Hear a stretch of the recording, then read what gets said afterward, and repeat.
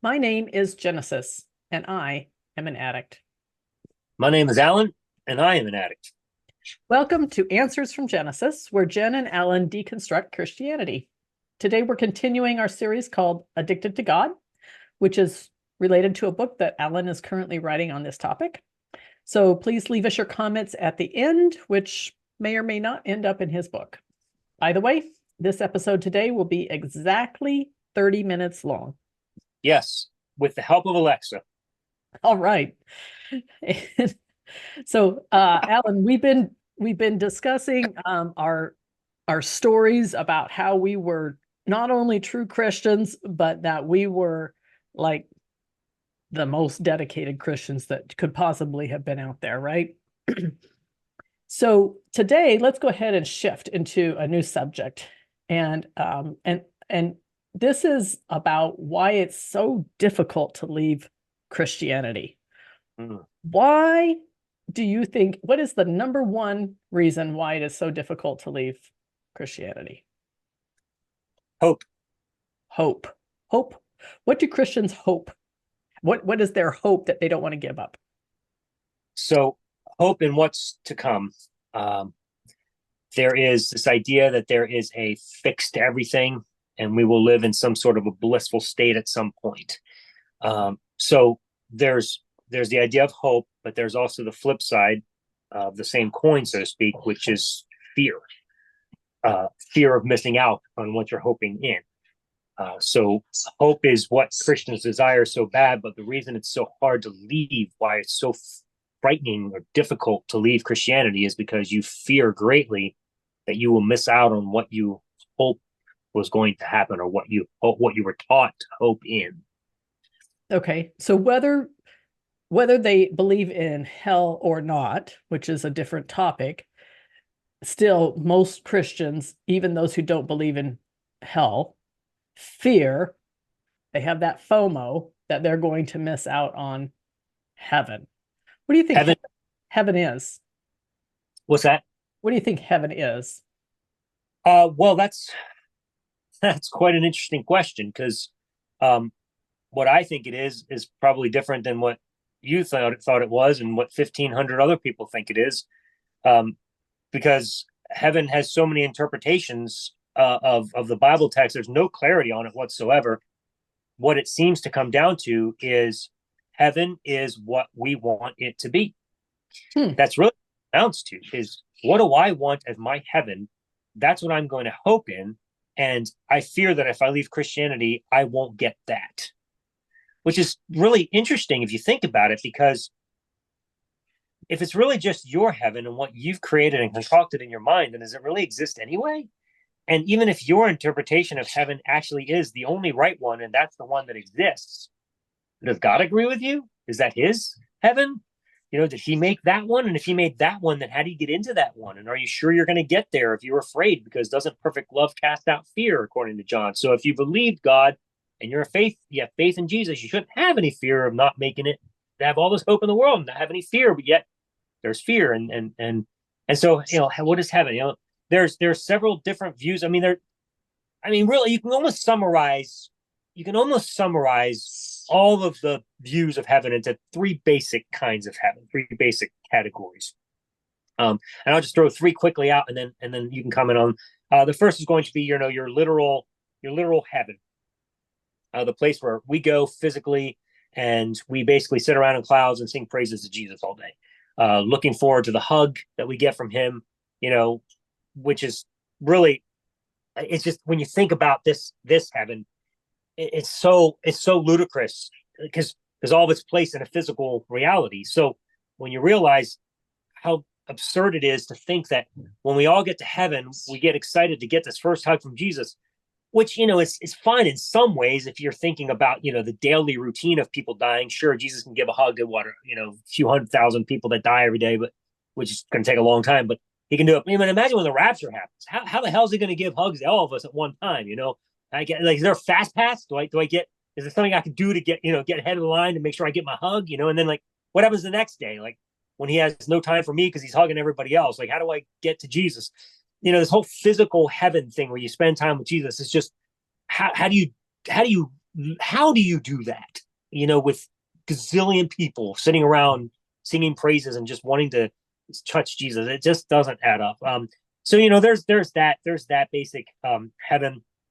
Um, then there's the spiritual bodies heaven, because a lot of people, they realize, hey, yeah, that is kind of stupid. So what are we going to do to fix that? The other alternative is a spiritual type heaven, where we are just like ethereal spirits, and we spend eternity just like floating around in some fashion. We don't really know what happens, but we're just ethereally just hanging out with God. We don't know at that point if Jesus is still in his physical body, because according to traditional Christianity, Jesus is still in his physical body. So what is he doing while we're hanging out in our ethereal spirits? Do we even get to talk to him? How do ethereal spirits interact with the physical Jesus? That doesn't make any sense either. But that sounds about as boring as it can be too. As much as sitting around playing harps, singing to Jesus. I mean, it's boring as hell. So, so now you have the spiritual ethereal presence where you're just like floating around. It's like, is that exciting? Weird. But that's the second view of heaven that's predominant. A kind of a category. And then you have the third view, which isn't so much about going to heaven as it is an eternal state on earth.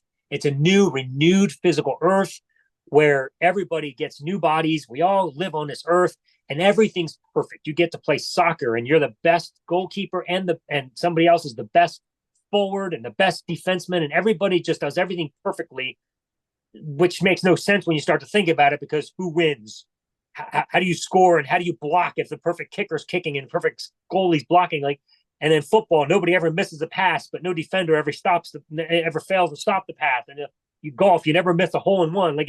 It's absurd. You just start to get to these ridiculous and I literally, and I'm not making this up. Literally, the Christians who believe this view argue that the most exciting things, some of them say, I can't wait to play golf and be perfect at it. Really, you can't wait for that? Because that's gonna be boring as all get out when none of you miss a shot. Who wins?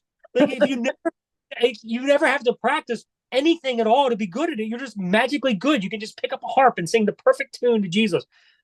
So those are really the three. So physical life in heaven, spiritual life ethereally in heaven or wherever, and then physical life on earth, where in all the states everything's perfect and everything's therefore boring. And no matter what type of heaven you choose, nobody really wants to get there.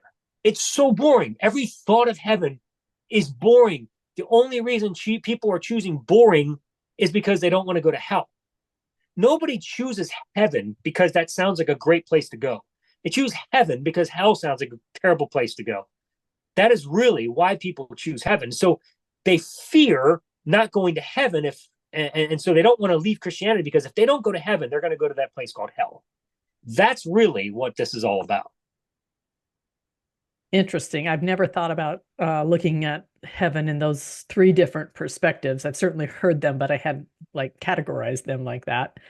But just like always, I kind of have my own thoughts about what was happening in those places, right? So in the literal heaven, we have the streets are paved with gold and we live in these mansions, and we have this exotic food and it tastes really good, and the colors are bigger and brighter than anything we've ever seen, and the sounds are different than anything that we've ever seen, and the food is better than anything we've ever seen. So who's making the food? Why do we need it? I mean, do we still go to the bathroom? Do we have to sleep at night? Who cleans that mansion? Um, is there dirt there? Maybe it just doesn't ever get. Are the animals there? Will we see all of our pets? That's what a lot of people think, right? In that literal heaven, all of our pets are going to be there waiting for us to play with, and they're going to be perfect, right? All those pets are going to be perfect.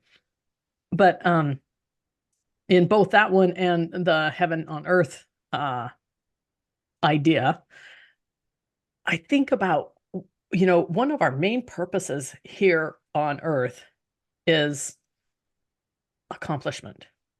And accomplishment is what kind of helps us to move forward and do things in life, right? And so we work for that. And we work really hard to get our skill set up to being able to make a hole in one.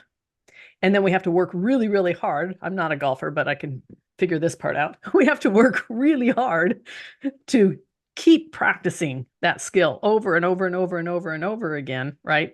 If we want to make the next hole in one. And we go to these championships and and and there's other people who are out there and they're practicing these hole in ones, but you know what? You don't just make 18 hole in ones. It doesn't happen. That's not how it works, right? And so the excitement and the thrill is not to see every single person out there making 18 hole in ones all in a row. That would be a very, very, very boring game. And Yeah, that's the boringness of heaven. Yes, it exactly. is. And so when we do something the first time, we usually don't do it very well. And so that propels us, that motivates us to work harder and work on it, right? And work. That's really, we are made to work, made. That's a whole Christian word that's coming back into my mouth there. We we are destined to work here on this earth. And the more that we work, the more that we accomplish, and that is what gives us fulfillment and meaning in life, which is a completely different subject. But without that amount of work, our life is utterly meaningless, utterly meaningless. And so it doesn't matter what it is, whether it's sports or whether it is this beautiful house. If you just have this beautiful house and you never are in it because you're out there praising Jesus all day, well, what's the point of having your beautiful house? You know, again, who's cooking the food, you know, who's doing the cleaning, all that kind of stuff. So that's kind of, you know, one idea I have right there. I could never figure that part out. And I used to always think, all right, so I like going to church and we sing 3 songs. We have a sermon, we sing 3 songs. And that's pretty cool. Maybe I'll like, you know, going to a concert for 1 to 2 hours. But anything more than that, I'm kind of like, okay, I'm done. I'm burnt out, right? And so if I'm going to be praising Jesus all day, every day, and there's no mention of sleep in between there, how long is it going to take for us to get to reach that boredom level, Alan? What do you think? Man, I mean, you still got to get those hugs in there sometime too. I don't. I don't know how you fit that in when you're singing all day with harps to Jesus. And I mean, and then you got to eat. Well, no, you don't have to eat. So, I mean, there might not even be food in heaven because Well, we're not it going depends on who you talk to. So some people think that to. there's great food, and some people think there's no food. So I don't Right. know. So if there is food, I mean, I can't imagine. Like, if heaven's just perfect instantly, it's never going to get any better. So maybe your first day, you're like, oh my gosh, this is so good, right? But then, like by day 2, you're like, this tastes the same as yesterday. And the next day, this is exactly the same. And after a while, you start to wonder, is it ever get any better than this? No. And that I use the whole concept of something getting better and more delicious. You can never anticipate anything because it's going to be just the same as it was yesterday. That's right. That's boring. That's right. Boring. Look, you didn't choose heaven because it was the best option for you. It's not like you were super excited. Again, you chose it because the alternative was hell. If you were posited between a choice of heaven or reincarnation, you'd have chosen reincarnation because at least if you didn't like your next life, you have to wait a few years and you just get a new one. You can give it another try. Like that sounds much more exciting to me than heaven. The only reason anybody chooses heaven is because it's the only alternative you get to hell. Right. Right. So I have a saying in my life, variety is the spice of life, and I say it about everything. And so I moved recently from Texas, which is hot most of the year, to Omaha, Nebraska, which has 4 seasons. And I like that. I like the variety of the 4 seasons. And I like having a variety of food. I like having a different food. You know, I'm always trying new foods. I like going out on adventures. I like traveling and seeing new places. I like seeing the mountains and the beach and the prairies and the rivers. And, you know, there's all kinds of things. So in every area of life here on earth is filled with variety, whether we actually seek it out or not. It just naturally comes. The whole life is. But the heaven that we kind of been told to believe, I don't see any variety there at all. It's just whatever version that you believe, it's just monotonous. There's no reason to do anything. You know, people talk about what is the meaning of life. What is the meaning of life in heaven? Good question. Apparently, it's just rejoicing that you're with Jesus all day long. Like, this is this is the brainwashing. This is what we've been talking about all along. We don't Christians don't sit down and think through these things. We just believe it because the Bible tells me so.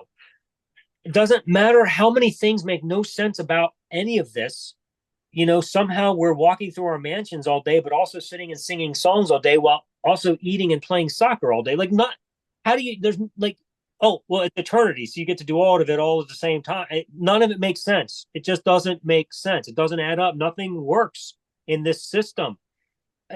But just take it on faith because all things are possible with God. We just throw out these little quips like, with God, all things are possible. And that's it. With God, all things are possible. So that's just it. I just believe it. You just have to have faith, Alan. That's it. Just believe. Okay. I still don't think that sounds exciting. Heaven is eternal, eternally boring. It's the worst possible scenario I can imagine anymore. Like, why would I even want to go? Like, granted, I don't want to go to hell, but I'll be honest. There's something about that. It sounds a lot more fun than heaven. Like trying to escape the flames of hell or something could be a cool game, that we play. I mean, like, geez, whiz, heaven is so boring, and not to mention you're up there with a dictator that demands that you worship him all the time. That doesn't sound like a place I want to be. I don't want to be forced to worship some dictator. But of course, the argument is we're not forced. It's because you desire it. No, I desired to escape hell. That's what I desired. You were just a better option to hell. I'd rather be forced by a dictator to worship him than be in hell. Like, that's really the way it's portrayed. And so even though we try to convince ourselves that we just believe because we just love God and we think he's wonderful, no, we don't. We love God because we hate the prospect of the alternative. That's why we love God. I don't care how you try to spin it. That is the actual truth. Nobody actually just loves God because he's offering them a great place called heaven. Jesus, man, heaven is so boring. If heaven wasn't boring, people wouldn't have come out with 3 different alternatives to it to try to figure out, plus all the 1,500 different versions underneath those 3 categories. Everybody's just trying to find a version of hell that they like. I mean, heaven that they like, and there is none. So that's really their utopia then, and they're calling it heaven, but utopia is going to be different for each person. It's, my idea of, what about the people, and I would say there's maybe a third, and I'm just guessing on this number, a third of the people who would rather live away from the crowds. So in heaven, what happens? Do you have to live with everybody else? Dude, I never thought about that, but that's a really good point. My partner, Ray, she hates being in crowds. The hell is she gonna do in heaven? She's gonna hate this place. Dang, that makes so much sense. Yeah, no, that let's be honest. So when I was a preterist, I had arrived at the conclusion of not it wasn't so much annihilation, wasn't the specific view, but let's just say annihilation because people know that term. Where at the end of your life, you just die. Mm-hmm. So either you go to heaven or you just die if you don't believe in Jesus. That was my view. So annihilation, by and large, is just everybody just dies ultimately. But in my view, if you believe, you go to heaven, you get to live in eternal bliss. If you don't, you just die, and that's the end of it. I gotta be honest. I mean, I definitely hate the view of heaven because it's boring as all get. It doesn't make, like, none of those views make sense. But even having to live eternally, and like, think about this, eternally, working a slave master that demands your obedience and worship and bowing down to him at all times, who did so many horrible, evil things to people throughout history. And we have to just subserviently worship this God because supposedly we have to pretend like we love him because we didn't want to go to this place called hell or whatever. Look, if my choice is between that or just ceasing to exist, just give me that. I just want to cease to exist. I don't want to live like that. I don't want to live like that. That would be more torturous than the thought of just ceasing to exist. Way worse. And there are many people who ask me today, well, what if you're wrong? And I'm way past that, at this point. What if let's just say I was still in that kind of nebulous phase, right? What if I'm wrong and I miss out on heaven? Well, when we really, really think about it, like what we're talking about today, what if we're wrong and we do miss out on that kind of heaven? Well, maybe that's a good thing. Well, it's definitely a good thing. I don't want to go there. I mean, it's probably worse than hell, like I said. Um, but I mean, like minus the fact that like it's not torture as long as you submit to this demanding God. So that's the one thing that makes heaven But better. there's not the fire torture, right? Right. But Exactly. Yeah. it is. It would be torture for me to be around all of those people, right? Oh, yeah. I'm an introvert, and to be forced to be around all of that, and I like music about 1 hour's worth, and after that, it is literal torture to me. So, there's a lot of things about heaven that would be, no, I really want nothing to do with with any of that kind of Right. stuff. Let's talk about the other view of heaven for a minute here. We've only barely touched on it. And so I call this the Gnostic view, you call it the spiritual view. Um, so this is the idea that it's not happening literally, whether it's in this literal heaven out in space or this new heaven, renewed earth type of thing. It's just happening, I guess, in our minds and our consciousness. And is that what you're saying? I mean, because spiritual is like, to me, it's just, when somebody says spiritual, I think, okay, that's made up. But so it's happening somewhere else. Um, so Eth- eth- Ethereal was a word I used. Just kind of a floating being, a floating spirit that doesn't have any an matter. invisible being, right? Right. No matter. Just a floating So being. the only thing that I can come up with that kind of heaven is like a meditation, and you're in meditation, and people who've learned meditation, you have to learn it. It's hard. It's not something that we just naturally do, right?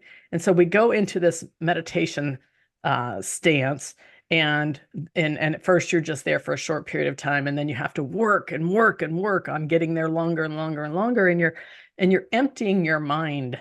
That's, basically what meditation often is just emptying your mind, and just being nothing. Uh, to me, I don't know which is more torture, having to be with the crowds playing music that much or having an empty mind. I don't know which one would be more torture to me, but both of them to me sound almost worse than hell. What do you think happens in this invisible heaven? What's happening there? Yeah, I think essentially what you're describing is pretty much what happens. Like, you no longer have a mind, so to speak. You're just a soul, just floating around, attaching itself to whatever this essence of God is supposed to be. And so there's not really any existence of who you are anymore. You've lost your personal self. You don't have any conscience towards it. You just kind of exist. And so at the end of the day, that's quite literally the same thing as just ceasing to exist. Exactly. Because it doesn't matter at that point. Like, am I just going to float around uselessly, or am I going to cease to exist? Who cares? I don't have a mind to even know anymore. It doesn't even matter. So why we're attaching ourselves to any of these views of heaven are completely and utterly useless. Like, there's nothing about any of this that sounds wonderful. Again, like I said at the outset, it isn't about heaven at all. It's about the fear of what the alternative is if you leave Christianity. And what we'll discover as we journey through a little bit longer in our series here, because there's later on going to be a chapter all about hell. Once we remove the fear of things that don't actually exist, and people no longer have to fear the alternative, it's a lot easier to leave Christianity, because let's face it, if you don't have hell to fear, well, you certainly don't want to go to heaven. So I'm out of here, right? I mean, it's just that easy. But it Right. takes time, and we'll get there when the right time comes. But for now, in the subject of heaven, none of these views have any pleasure in them whatsoever. And I really like that you brought this up, because I do have many Christian Universalist friends, who um, either believe that we're all going to heaven, or that those who don't believe are just going to be worm food. And there's no hell. But really, when we really, really, really dig in and think about it, it's kind of like, do I really want to go to this heaven place? Or do I just have these dreams in my own mind of a utopia that's just for me? Right? Because my idea of utopia is different from your idea of utopia, which would be different from everyone. And there's no way that we can all have that. Um, there's just no way. Right. That's part of it for those who like I and you before we became atheists even, who believe that you just die. When you die, you die if you don't have Jesus. The fear, like I said at the beginning also of this episode, is that's it's you have this hope in something. You haven't really thought through it all the way like we're thinking through it now. We think through the details of it and how silly it is and how boring it is. We don't really take the time to think through all that. We just know that there's this, like you said, utopia in our mind. Even if we don't get it right, if we don't know what it is, we know God knows what it is, and God always does the best thing. And I know it's going to be amazing because God set it up, and it's going to be incredible. And I just know it, right? And it's whenever God does that, it's going to be. So that's how we believe. So there's hope, there's utopia. So I want to avoid not experiencing that, and so my fear is that I won't get that, whatever that is, even though that there's nothing there. It's completely not existent. But as long as we have that idea of this utopia, like you were explaining, we don't want the alternative either of just ceasing to exist. But when you start thinking through like the ethereal idea, which is what most of us who even held that view hold to, when you really start thinking through it, you're like, oh, it's kind of essentially the same thing. I'm just a mindless soul just floating around. So what's the difference? Why am I living this life for no reason? I'm going to throw in just one little twist here at the end. What about Judgment Day? Were you ever, before preterism, were you ever afraid of going to heaven because of Judgment Day? It's funny you say that because yeah, even like we talked, whatever episode it was, we talked about the rapture. Um, the second coming of Jesus and the end of the world, as much as Christians, even myself included, even as believing spiritual things, believing that there was going to come a time where I was going to have to die and face God or whatever. No matter how much you think you've escaped the judgment because you're a Christian, you fear it because you have no idea if you've crossed that line.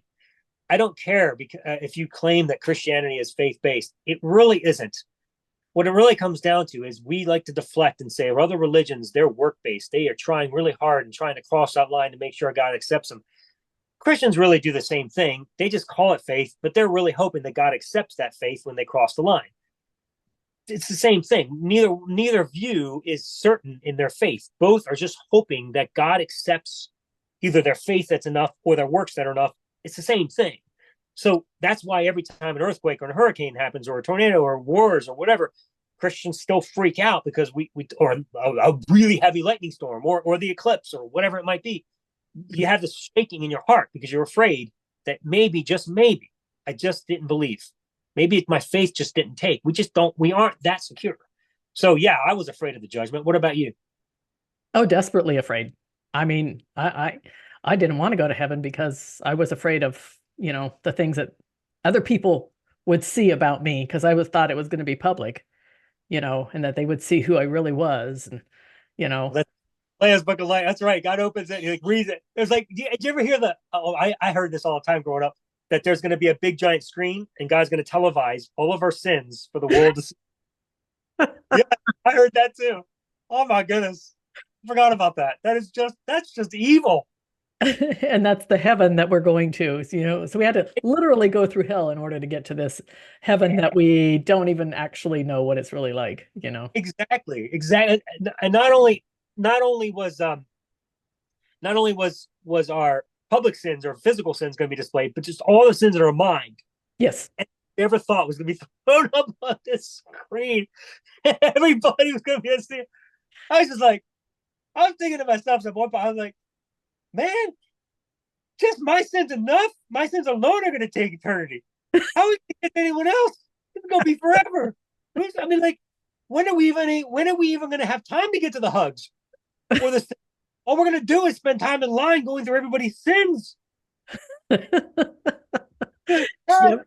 And I don't know how we're going to have time to do that. Go through everybody's sins and praise Jesus all the time and hug Jesus and all the other things that whatever we have. And there's Alexa. Alexa off. And just like with any addiction that you need to quit, once the brainwashing has been removed, you pick a time and you stop. See you all next week.